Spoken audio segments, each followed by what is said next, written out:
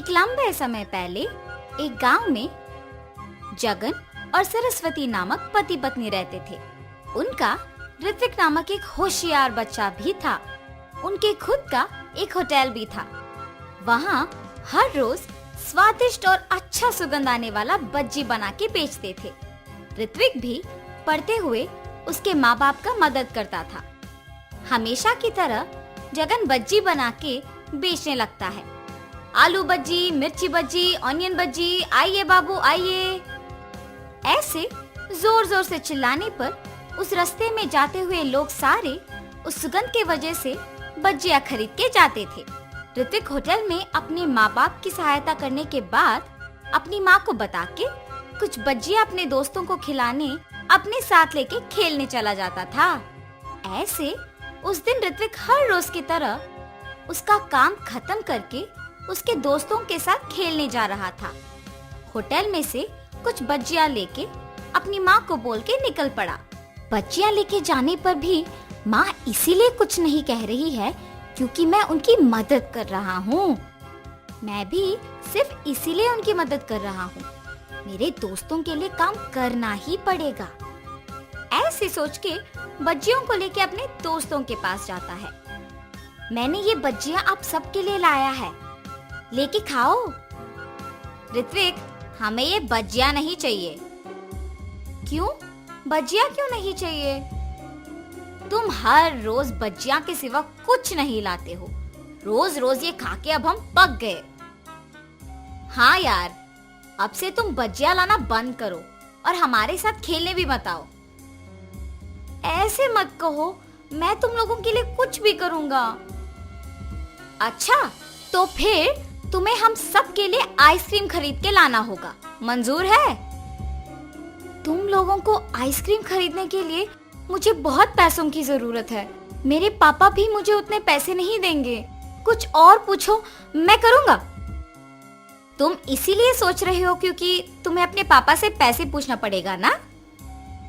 हाँ, उनसे बिना पूछे पैसे लेने का मेरे पास एक उपाय है। अगर तुम पक्का करोगे तो ही बोलूंगा। तुम लोगों के लिए मैं कुछ भी करूंगा। क्या है वो उपाय? तुम्हारे होटल में खाने बहुत लोग आते हैं। उस समय में तुम्हारे माँ बाप काम में व्यस्त रहते हैं। तो तब तुम जितने पैसे चाहिए उतने पैसे लेके आ जाओ। किसी को तुम पे शक ही नहीं होगा।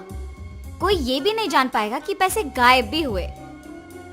हाँ, ये भी सच है। कल मैं पक्का तुम लोगों को आइसक्रीम खिलाऊंगा। ऐसे अपने दोस्तों को कह के खुशी खुशी घर चला जाता है। अगले दिन जब उसके माँ बाप काम में लगे हुए थे, ऋत्विक किसी को दिखे बिना चुपके से पैसे लेके अपने दोस्तों के पास चले जाता है। मैंने कहा था ना कि तुम सबको मैं आज आइसक्रीम खिलाऊंगा। चलो जाके खाएंगे। ऐसे वो उसके दोस्तों को लेके आइसक्रीम बेचने वाले के पास जाता है और सबको आइसक्रीम खिलाता है। कल क्या चाहिए बोलो, मैं खरीदूंगा। कल तुम जो कहो वही चाहिए हमें। ठीक है, कल मैं तुम लोगों को मेरा मनपसंद खाना खिलाऊंगा। ऐसे कहकर वो घर चला जाता है। रात में सोए बिना अपने दोस्तों के बारे में सोचते रहता है। कल मुझे अपने दोस्तों को कुछ अनपेक्षित खिलाना होगा। मतलब मुझे कल और पैसे लेके जाना होगा।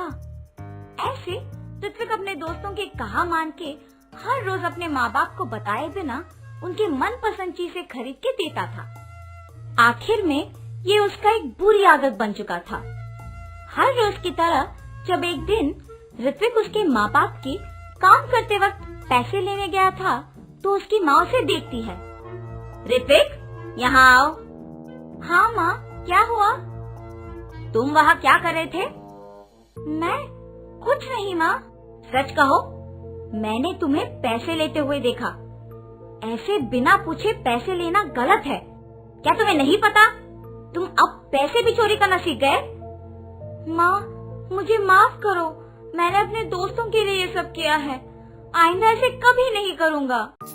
एक समय में हमीरपुर नामक एक सुंदर गांव में महिर, विराट और नीलेश नामक 3 दोस्त रहते थे।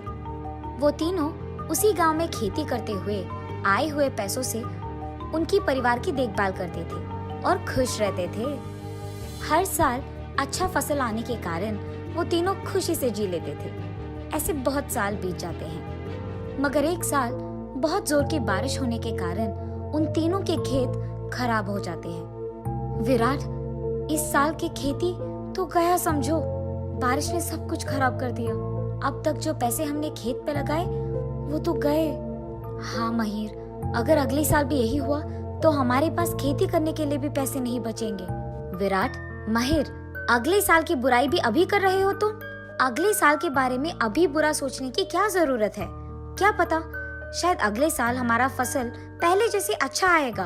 हमें आने वाले कल के बारे में कुछ नहीं पता है, तो क्यों ना हम अगले साल के बारे में अच्छा सोचकर फसल उगाएं?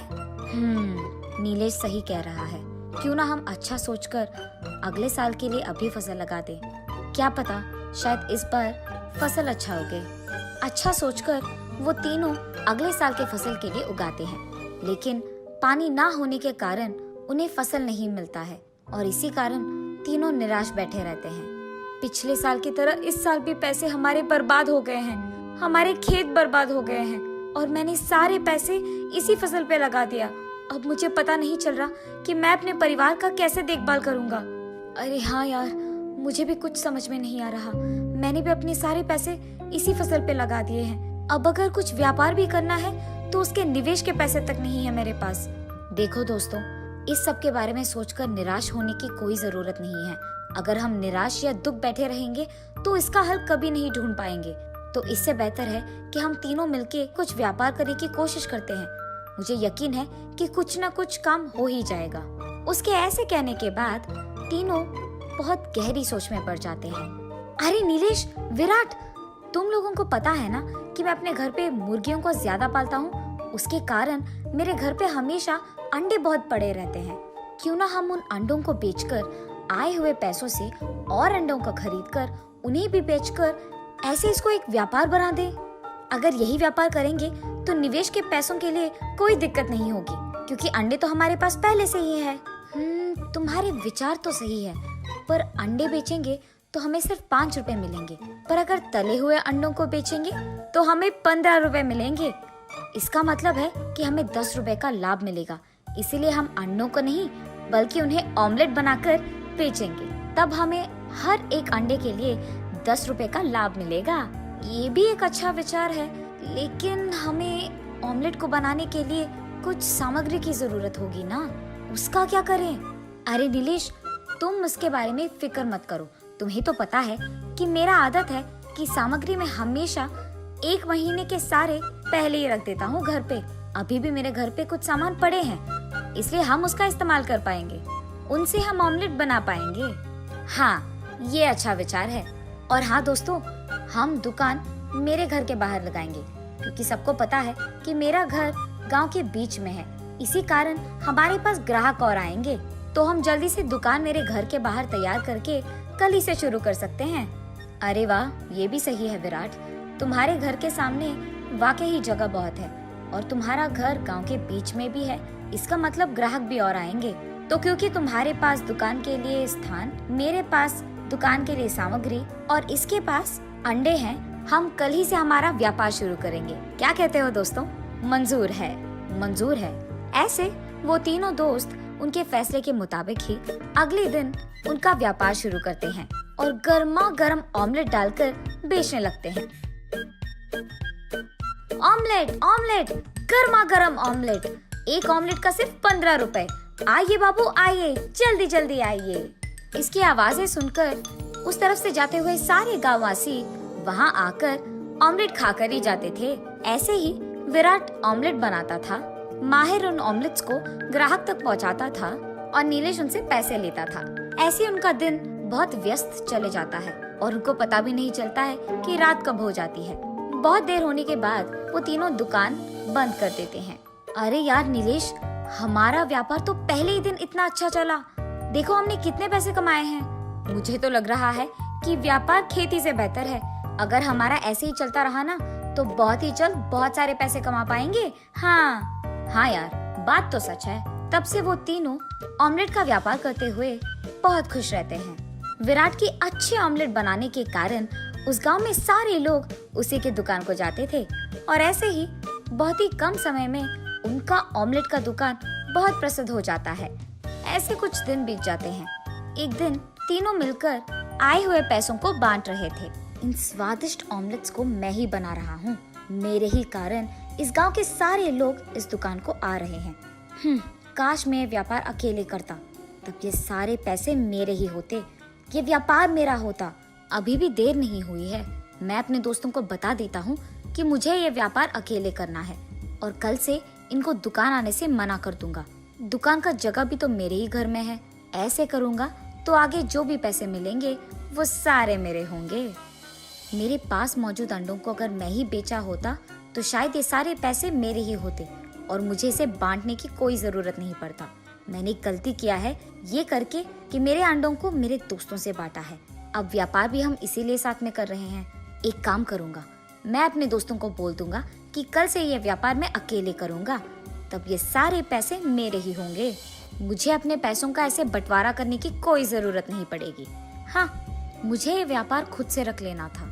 मैं खुद ऑमलेट को बना के बेचता था और ये सारे पैसे मेरे ही होते। इसीलिए मैं इन दोनों को कह दूंगा कि कल से मुझे ये व्यापार अकेले में करना है। ऐसे ये सारे पैसे मेरे हो जाएंगे। माहिर, नीलेश, मुझे तुम दोनों से कुछ कहना है। कल से हम तीनों साथ में व्यापार नहीं करेंगे। हम तीनों के 3 अलग अलग दुकान रहेंगे और ऐसे ही हम ऑमलेट का व्यापार चलाएंगे। मुझे अब तुम दोनों के साथ काम नहीं करना है। अरे वाह विराट, तुमने तो मेरी दिल की बात कह दी। हाँ, मुझे भी तुम लोगों के साथ काम नहीं करना है। मैं खुद से व्यापार चला लूंगा। ठीक है फिर, अब जब हम तीनों का फैसला एक ही है तो देर किस बात की। चलो अलग अलग व्यापार रखेंगे और खुश रहेंगे। ये फैसला करके वो तीनों वहाँ से अपने अपने घर चले जाते हैं। अगले दिन से माहिर, नीलेश और विराट उनकी अपने अपने दुकान लगाकर व्यापार करना शुरू करते हैं। यहाँ तक कि ये बात भी भूल जाते हैं कि वो तीनों बहुत अच्छे दोस्त हैं। उन तीनों पे सिर्फ पैसे कमाने की भूत सवार रहती है। ऐसे कुछ दिन बीत जाते हैं। विराट उसके व्यापार में खुद से स्वादिष्ट ऑमलेट बनाकर उन्हें ग्राहक को देकर और उनसे पैसे लेकर ऐसे सारे काम अकेले करने के कारण बीमार पड़ जाता है और व्यापार ठीक से ना संभाल पाने के कारण वो घर पे ही रहता है और दुकान नहीं खोलता है। और ऐसे कई दिन बीत जाते हैं। बहुत दिन से ऐसे घर पे पड़े रहने के कारण उसके पास मौजूद सारे पैसे खर्च हो जाते हैं। इसी कारण वो बहुत दुखी होता है और उस दुख में उसे अपने दोस्तों की याद आती है। पैसों की लालच में तो मैंने अपने खुद के दोस्तों को छोड़ दिया है। मुझे ऐसा नहीं करना था और आज मुझे तकलीफों में सिर्फ मेरी दोस्तों की याद आई है। कुछ भी हो जाए, मुझे अपनी गलती का एहसास हो गया है। मुझे उनके पास जाकर माफी मांगना होगा। चाहे कुछ भी हो जाए, मुझे बस उनके साथ रहना है। मेरे दोस्त मुझे पैसों से बढ़कर है। मैं सिर्फ उनके साथ खुश रह पाऊंगा। ऐसे ही वो सोचते हुए उसके घर के बाहर निकलकर उसके 2 दोस्तों को मिलने धीरे धीरे चलते रहता है। दूसरी तरफ माहिर को स्वादिष्ट ऑमलेट बनाना ना आने के कारण उसके दुकान को कोई नहीं आता है। ग्राहक दिन ब दिन कम होते जाते हैं और इसके कारण उसे नुकसान होता है। नुकसान के कारण उसे उसका दुकान बंद करना ही पड़ा। ठीक उसी समय उसे भी उसके दोस्तों की याद आती है। मुझे स्वादिष्ट अंडा बनाना नहीं आता है और इसी कारण एक बार जो ग्राहक मेरे दुकान आते हैं वो दूसरी बार लौटकर नहीं आते हैं, क्योंकि मुझे ऑमलेट अच्छी तरह से बनाना ही नहीं आता है। काश सब कुछ पहले जैसे होता, जहाँ विराट ऑमलेट बनाता और मैं उन्हें पहुँचाता ही। मेरे दोस्तों के साथ काम करते हुए मुझे बहुत मजा आया था। मैंने बहुत बड़ी गलती कर रखी है। मुझे बस मेरे दोस्तों के पास जाकर माफी मांगना होगा। उनके साथ रहना है मुझे। ये फैसला करके वो भी उसके दोस्तों की ओर धीरे धीरे चलने लगता है। इतने में तीसरी तरफ नीलेश भले ही स्वादिष्ट ऑमलेट बनाता था, उसके ग्राहक को वो देता देर से था। इसी कारण जो भी ग्राहक उसके दुकान आते थे उतना देर इंतजार नहीं कर पाते थे और इसलिए वहाँ से जल्दी चले जाते थे और ऐसे ही उसे भी नुकसान पहुँचता है और इसी कारण दुकान भी बंद करना पड़ जाता है। और तब उसे भी अपने दोस्तों की बहुत याद आती है। उन्हें याद करते हुए वो बहुत निराश होता है। अगर मैं अपने दोस्तों के पास होता तो मुझे कभी ये स्थिति नहीं आती और ये सब भुगतना भी नहीं पड़ता। मैंने बहुत बड़ी गलती की है। पैसों की लालच में मैंने अपने दोस्तों को छोड़ दिया है। मुझे उनके पास जाकर माफी मांगना होगा और सब कुछ ठीक कर देना होगा। मैं अभी तुरंत उनके पास जाऊंगा और उन्हें ये सब कह दूंगा। ये फैसला करके वो भी उसके दो दोस्तों के पास चलने लगता है। ऐसे तीनों बीच रास्ते में एक दूसरे को मिल जाते हैं। माहिर, नीलेश, मुझे तुम दोनों माफ कर दो यार, पैसों की लालच में मैंने ये सब किया है और मुझे अपनी गलती का एहसास हो गया है। मैं ये बात कैसे भूल पाया कि जब पहली बार हमारे खेत के वजह से हमें नुकसान मिला तो सिर्फ तुम दोनों के कारण मैं वापस पैसे कमा पाया हूँ, और अब पैसों के लिए मैंने तुम दोनों को छोड़ दिया। ये मैंने बहुत गलत किया, मुझे माफ कर दो यार। मुझे तुम दोनों की बहुत याद आई। विराट, नीलेश, तुम दोनों भी मुझे माफ कर दो यार, मैंने भी तो वही गलती दोहराया है। अब जाके मुझे समझ में आया कि मैंने कितना बड़ा गलती कर दिया है। अब से मेरा सुख दुख सब कुछ तुम ही के साथ। तुम दोनों को भी मुझे माफ करना होगा, मैंने भी वही गलती की है और अब से हम सब साथ में हमेशा हमेशा के लिए रहेंगे। मंजूर? मंजूर है, मंजूर है। ऐसे उन तीनों दोस्तों को उनकी गलती का एहसास होता है और तब से वो तीनों साथ में ही रहते हैं और हर काम पहले की तरह साथ में ही करते हैं।